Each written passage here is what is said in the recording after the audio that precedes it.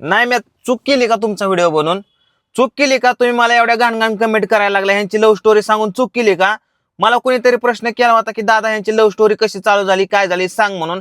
म्हणून मी स्पेशली त्या केळीच्या बागात जाऊन तिकडे आई घातली, व्हिडिओ बनवला आणि सगळे लोक मला नावं ठेवायला लागलेत की लय स्वतःला शहाणा समजतो का, अति शहाणा समजतो का, हुशार समजतो काय, आणि तूच बडाबडा करतोय, कशाला त्यांची स्टोरी घेतोय, तू काय दुनियातला एकटाच लय हुशार माणूस लावून कशाला बोलता? ह्याच्यामुळे ह्याचे नातेवाईक ह्याच्यापासून लांब जात.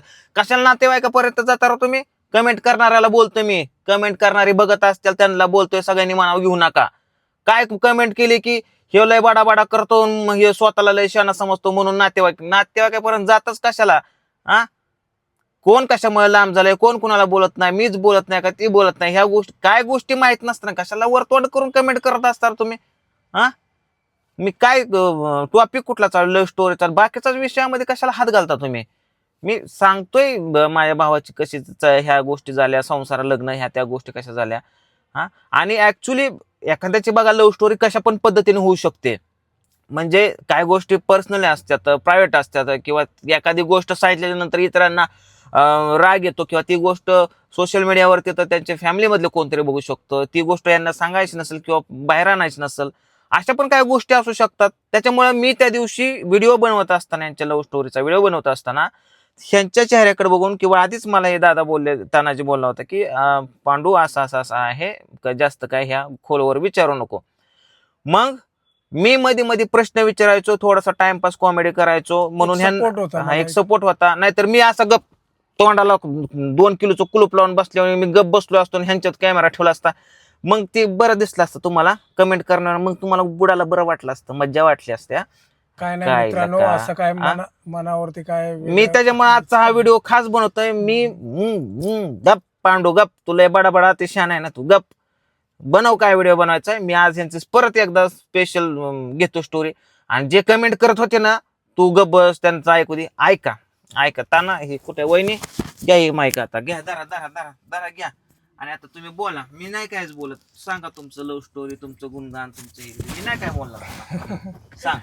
असं काय मनावरती राग घेऊ नकोस तू पण नाही नाही, पांडू. मी मनावरती असं काय नाही नाही असतं तुझा बघ, व्हिडिओ म्हणजे मी मध्ये मध्ये बोलत होतो ना, लय नाही नाही. लोक कमेंट करत होते हा दुनियातला अतिशहाणा अरे मी नाही अतिशहाणा, नाही अतिशहाणा. मी माझ्या लेवलला योग्य आहे, बरोबर आहे. तुम्हाला जसा विचार करा तसा विचार करा.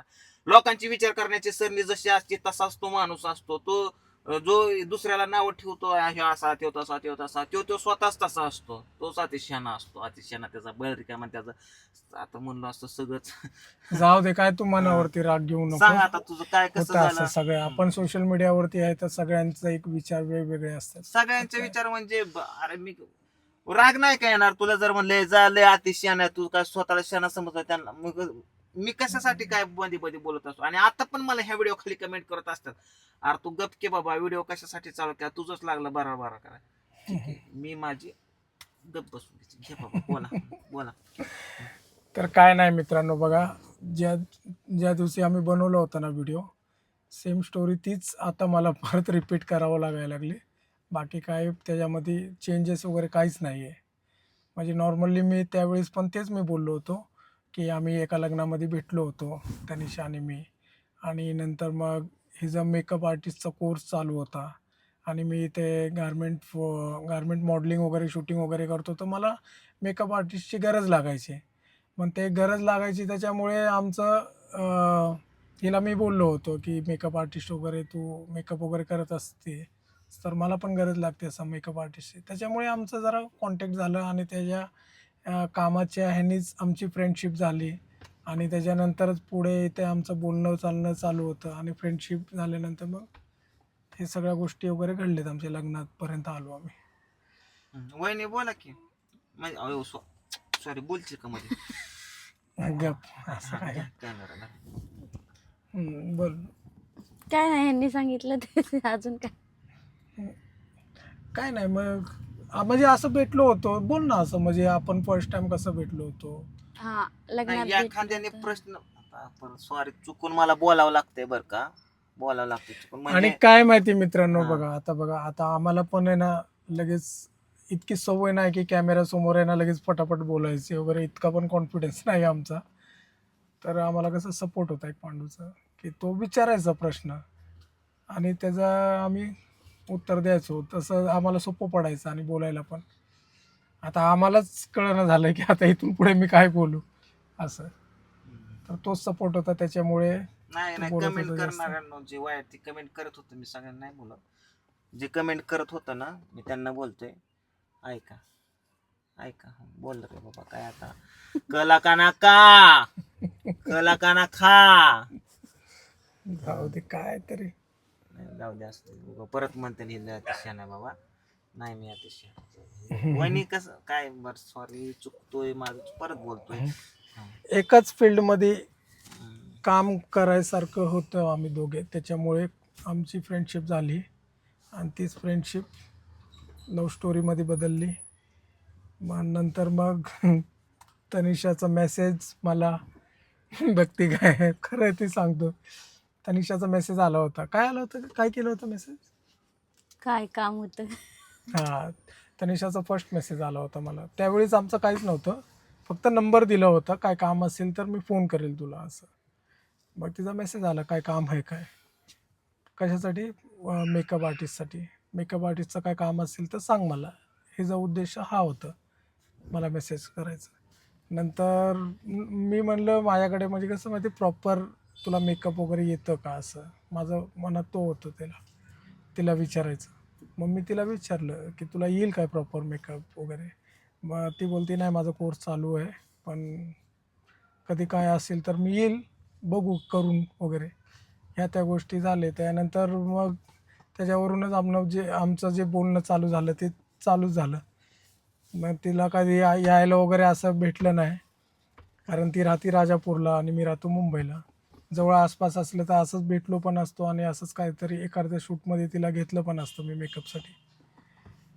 मग अचानक मध्ये सगळे लग्नाचे विषय चालू होते तनिषाच्या घरी, माझ्या घरी. मग त्याच्यामुळे मी पण शेअर केलं हिला असं असं आहे माझ्या घरी. मग हिनं पण शेअर केलं.